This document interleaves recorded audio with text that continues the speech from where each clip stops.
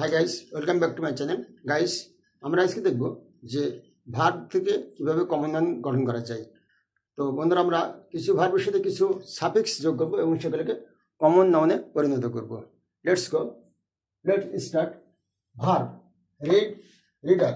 Read মানে পড়া, reader মানে পাঠক, ভিজিট মানে দর্শন, ভিজিটর মানে দর্শনার্থী, অ্যাসিস্ট মানে সহযোগিতা করা, অ্যাসিস্ট্যান্ট মানে সাহায্যকারী, টাইপ মানে টাইপ করা, টাইপিস্ট মানে মুদ্র লেখক বা টাইপিস্ট, বেক মানে শাখা, বেকারি মানে রুটির কারখানা, এক্সামিন মানে পরীক্ষা করা আর এক্সামিন মানে পরীক্ষার্থী, ট্রেন মানে শিক্ষা দেওয়া, ট্রেন মানে শিক্ষানবিশ বা শিষ্য।